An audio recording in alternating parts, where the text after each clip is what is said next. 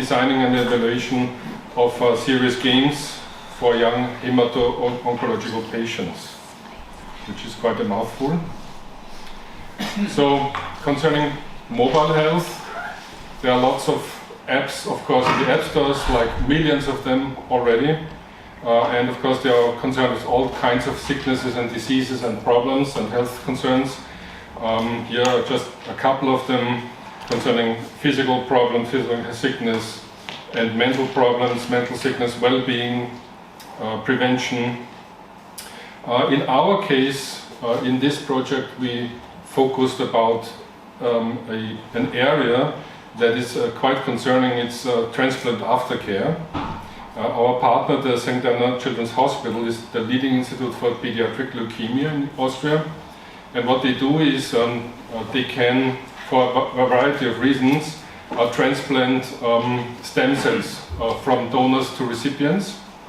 And you can do this, for instance, because people, in this case it's a children's hospital, so children have leukemia of various sources, but also for other reasons. One of the biggest problems is that because of this transplant, children have to be at home. They have to stay at home. They're very vulnerable. They're prone to get diseases. Their old immune system has been eradicated, so they're very vulnerable concerning bacteria. And of course, a big problem would be this graft versus host disease when the new immune system is rejected by the body. And this can be life-threatening, and it can be really, really very dangerous. So what we need is compliance and communication, compliance to the medication that has been prescribed, to the type of physiotherapy that has been described, but also communication, because if something happens, if graft versus host disease, for instance, is coming, you have to be quickly admitted to the hospital. Now, the project had some kind of an evolution. This was the initial situation in the children's hospital. Children would go home, where they had to stay a year or longer, very often. They would write into a paper diary how they are doing, how they are feeling, about mental problems, about all kinds of organic problems. And when they go back to the hospital, they would bring the diary, and then the clinician would have this information. Now, about 10 years ago, we started the project Interact, which was developing a mobile solution for that. So children would have an app, and when they were at home, they would have all kinds of knowledge about what kind of medication do they need. They would have a game system where they would go on a fantasy island. They would have a daily story to read, and they would also communicate their daily bodily and physical and mental parameters to the clinicians in real time. After Interact closed, we started Ludic as a follow-up project, and I want to talk today about Ludic, which was kind of focusing on another question. So this is the Ludic team, just to show you these people, and Conny Peters was like at the center because it was his PhD thesis. So what is Ludic? Ludic is a cooperation between us and the St. Anna Children's Hospital, and we wanted to do research about the connection between game scores and health data. So when you play a game, you might hypothesize that the game scores that you generate, they have something to do with your health status. Now, if you look at children who have been transplanted, they can have really, really severe conditions. Some of them are so sick they can't even stand up. They cannot move. So it is obvious that when they are in this situation, they cannot really play a game or play it well. They can feel nausea, sickness. So here, for instance, all kinds of problems, concentration problems, nausea, tiredness, and overall feeling. And we wanted to design games that actually can measure that. So games as being a sensor in a healthcare scenario. So we designed a couple of games. One came out of Interact, and we designed the other ones for Ludic, where we would want to use the game as a sensor to measure these kinds of symptoms. And we would do that by running games that need, for instance, short-term memory, quick reactions that require concentration, and fine motor skills, for instance. Concerning the system architecture, that's nothing new. We have our database, the backend database. We have the app on the mobile phone, which is a Unity project, of course. And the backend and the app would also communicate by exchanging messages, and I will come to this later on. So we identified these two standards as suitable in order to be integrated in our Ludic app. So what about the games? So here we have a couple of games, so hopefully I can, of course I can't because it doesn't work. So this should be a video. I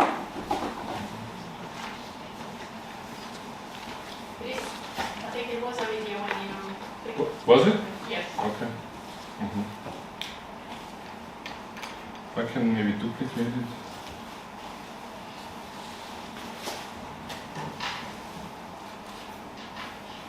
Okay, so let's start. So this would be the first one. This was created also even for Interact. It's a simple numbers game. So you would have numbers in bubbles coming up, and you always have a very simple algebraic operation like plus, and then you would have an inverse problem.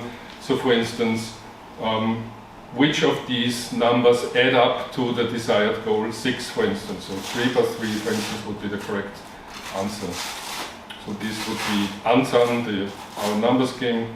So here we have memory, which is kind of the memory, short-term memory game that we know.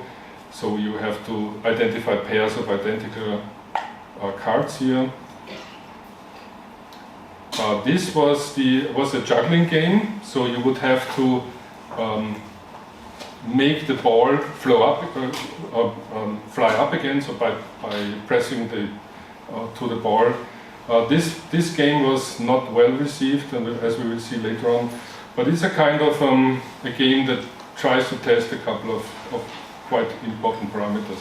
So here, concentration game, our Space Rider, which is simply a side scroller. You have to avoid stuff. As you can see, the games are quite simple. They're not meant to be like exaggerating or having super graphics. We kept them very simple for a purpose.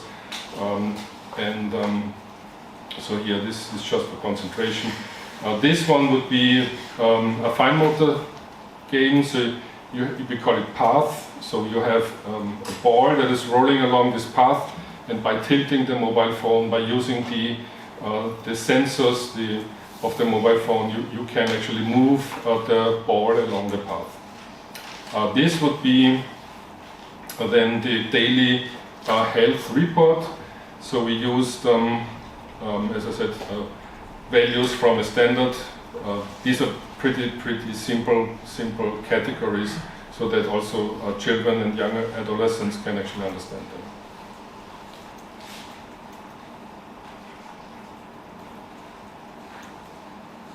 So when we created this project, we had a couple of research questions. So first of all, we created these games. The games were designed with the help, of course, of the clinicians who told us what they want, what they are interested in, what are the typical problems of children after a stem cell transplant, what would be affected. And of course, our main concern was, are these games accepted by the target group? Are they usable? And are they willing, or would they be willing to use them on a longer term? So our hypothesis was, of course, that they would be well accepted by the target group. And in order to evaluate that, we carried out a couple of workshops.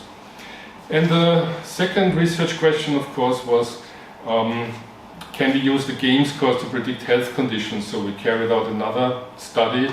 It wasn't a very long study, and I'll come back to this later on. So first, concerning usability and acceptance, we carried out the system usability study. We had 42 children, they were healthy children, and in a sequence of workshops, we explained to them what the project is about, the motivation and the purpose of the whole system. We explained them the mini games, how they can be played, and after that they had 30 minutes of playtime. We let them also fill out some questionnaires, of course, about the demographic data and about their gaming habits.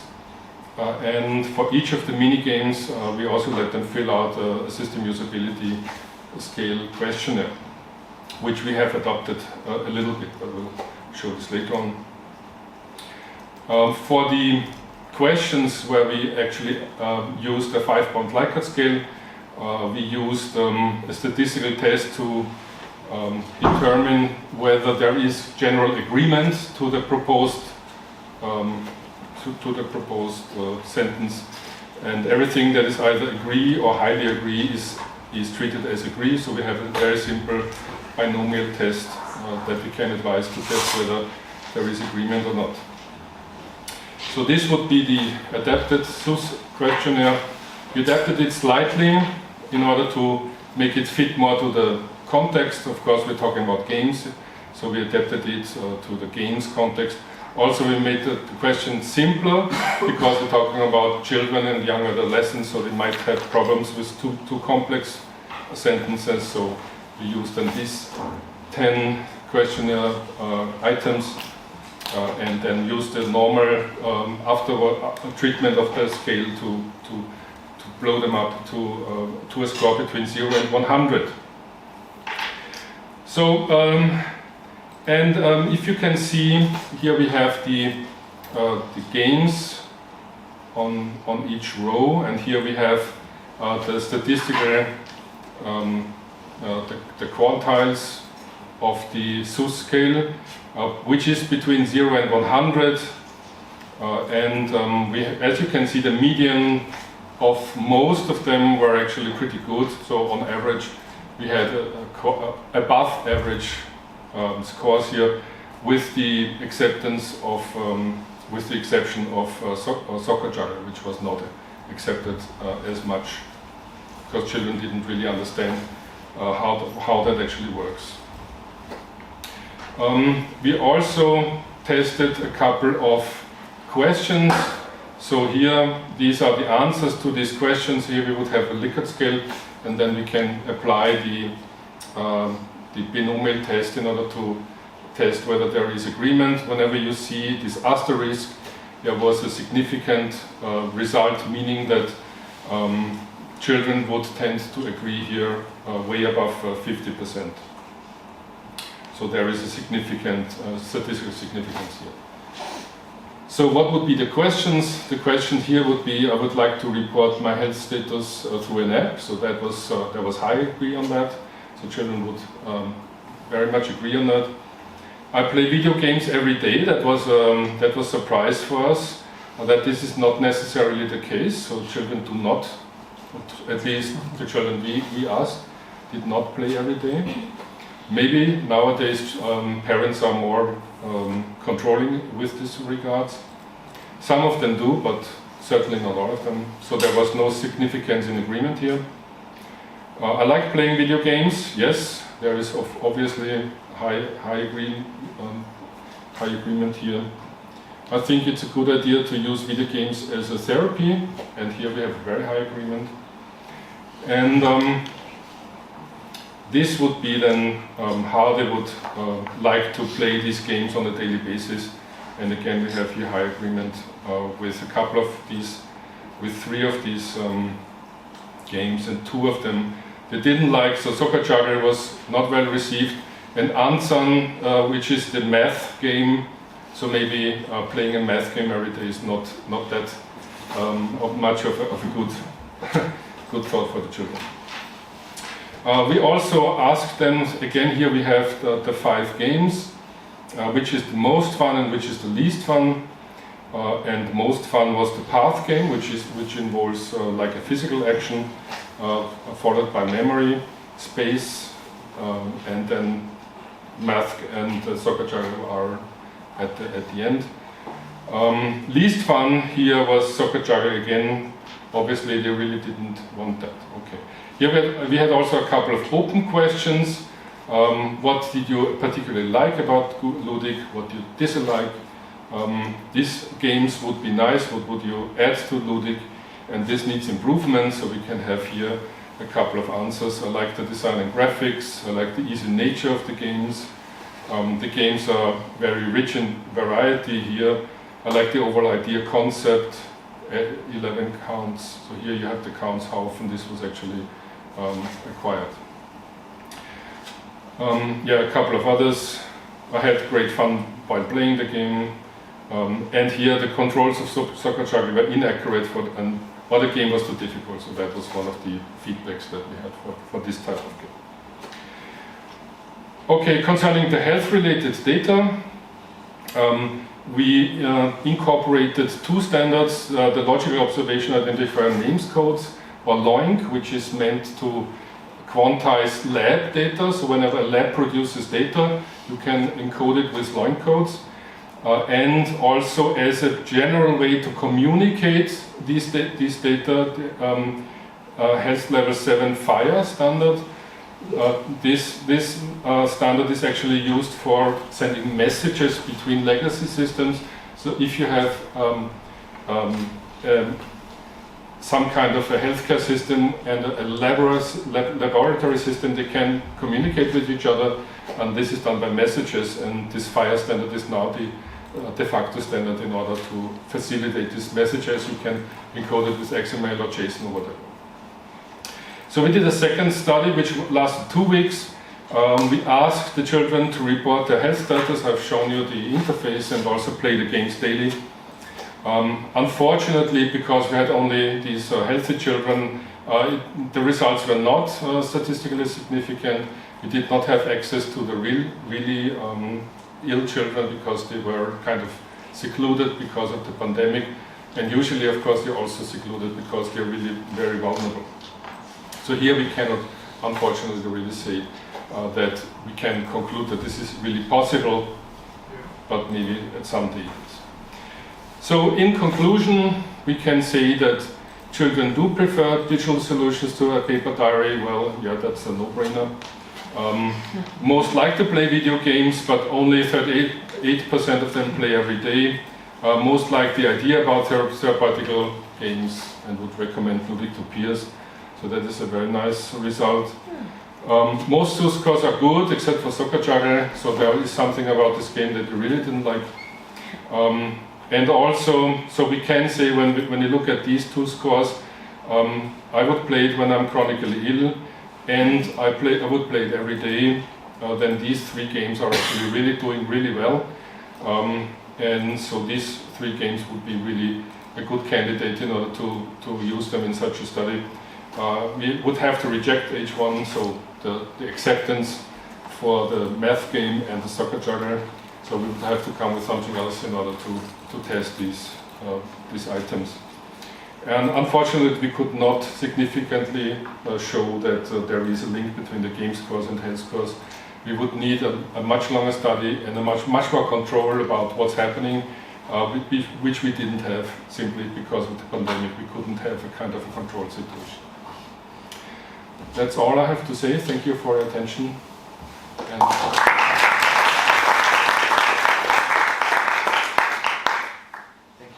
very interesting study. What questions do you have?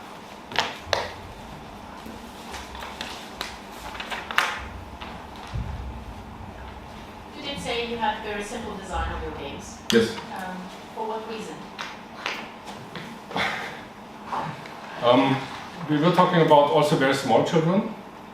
So we have quite an age range, and it's very difficult to come up with very complicated games and make them understandable and usable for very small children. Also, the games themselves shouldn't be too distracting. It's just a kind of a sensor that they should actually use. But it's a valid question.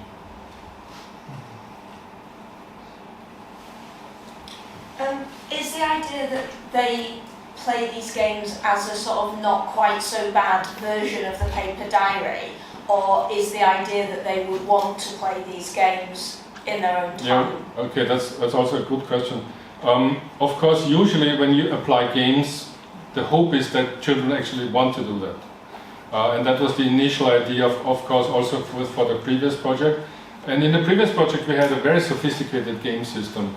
So you could really level up characters, you could roam around islands, so that was really a huge play system. But of course, going in the long run, every game loses its attraction at some point. So I'm not so more convinced that for longer times you can really keep them motivated playing the same game. So it would make more sense to have a kind of variety and keep coming up with new games. So then you would have this kind of surprise, pleasant surprise, there is a new game, and that might keep them busy. So in my opinion, for the longer run, you would have to have some kind of a motivation with new content. Like if you have a free-to-play game, they have their ways to keep people interested in the whole system. New content, level ups, and things like that.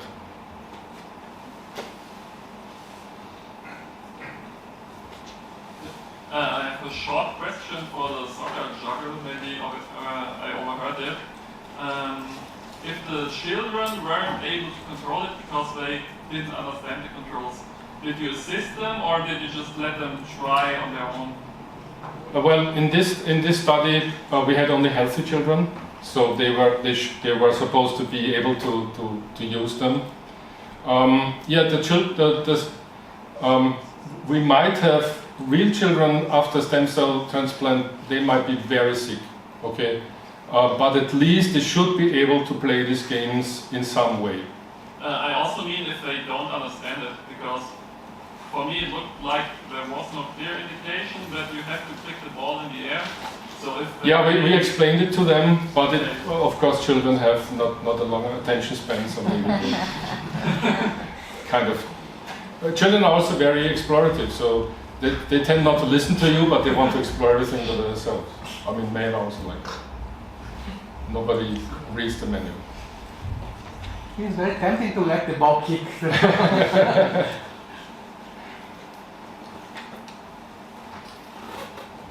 Well, thank you very much.